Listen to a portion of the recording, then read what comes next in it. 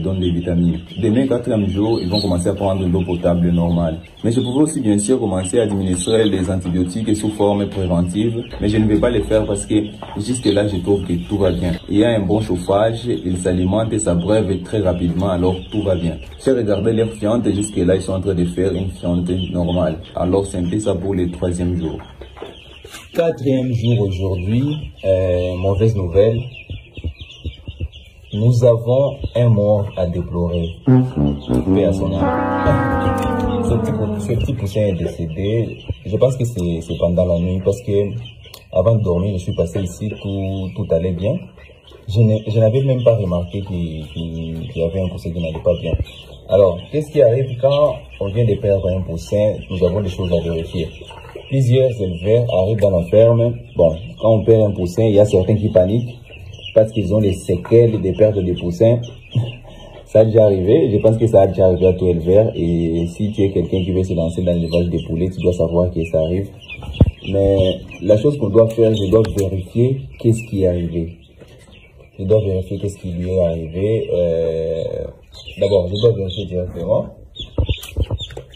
Ok, je l'amène ici à la vérification.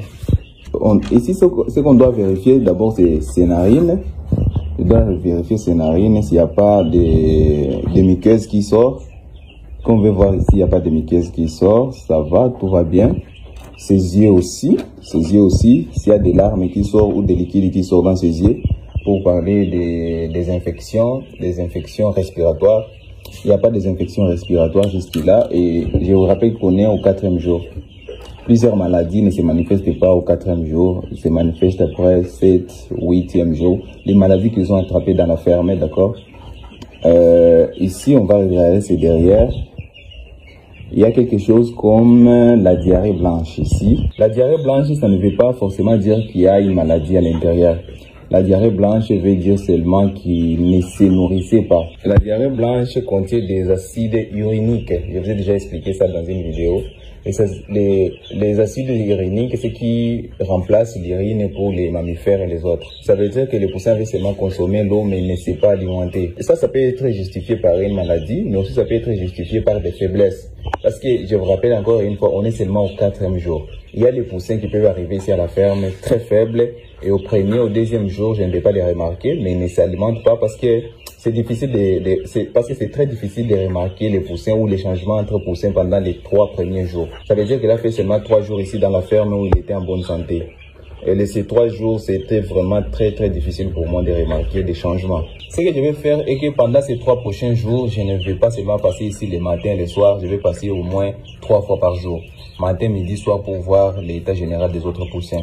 Pour confirmer si c'est le cas des maladies ou si seulement c'est une mort naturelle. Vous savez, dans l'élevage aussi arrivent des morts naturelles. Par exemple, les faiblesses des poussins, les faiblesses naturelles des poussins, les insuffisances cardiaques aussi arrivent à cause des fortes consommations. Parce que vous savez que les poussins ne dorment pas beaucoup, ils ne se reposent pas beaucoup, ils sont en train de manger, boire. Ils ont peu de temps de repos. Alors ça arrive qu'il y ait des insuffisances cardiaques. C'est pourquoi dans l'élevage de poulets, on a toujours eu la marge de 4%. Ça veut dire que pour chaque 100%, vous pouvez perdre 4 et c'est tout à fait normal. Soyez tranquille, moi j'ai ici 300 sujets et je ne vais pas perdre 12. Parce que 12 qui est les 4% de 300. Je vous assure vraiment que je ne vais pas perdre 12 sujets. Je vais perdre seulement 1 à 2%, ça veut dire entre 3 et 6%. Ça peut arriver, mais je suis sûr que 3, ça sera déjà beaucoup. Aujourd'hui, 4e jour, je viens de perdre 1%. Et quand on va voir, la consommation d'eau a augmenté. Et quand on va le constater, la consommation d'eau a beaucoup augmenté. Les abreuvoirs sont déjà vides. Et je pense que je dois passer directement aux abreuvoirs un peu grands. Vous, en tant qu'éleveur, vous devrez à chaque fois quantifier l'eau de vos poussins. Chaque jour, la consommation en eau doit augmenter. Si ça reste stable, ça veut dire qu'il y a quelque chose qui ne va pas. Et si ça descend, ça veut dire que ça va très grave. Mais aussi, il faut compter la température ambiante. Quand il fait très chaud, ils peuvent consommer beaucoup d'eau. Et quand il fait très froid, ils peuvent consommer un peu moins d'eau. Ça aussi, c'est naturel. Mais si la température elle est stable et que la consommation en eau reste stable ou diminue, ça veut dire qu'il y a quelque chose qui ne va pas.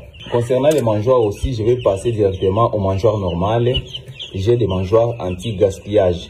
Ils font des gaspillages. Je suis sûr que si je regarde ici, regardez très bien ici. vous allez voir qu'il y a de la provendrie qu'ils déversent un peu partout dans les copeaux. Et quand les aliments vont terminer dans les mangeoires, ils vont directement picorer dans les copeaux. Et quand ils picorent dans les copeaux, ils peuvent attraper des maladies, des infections intestinales. Si vous êtes débutant, directement au 4e jour, attaquez avec les antibiotiques. Parce que ça va vous prendre 4e, 5e, 6e jour. 3 jours de suite, attaquer avec des antibiotiques pour essayer de prévenir certaines maladies.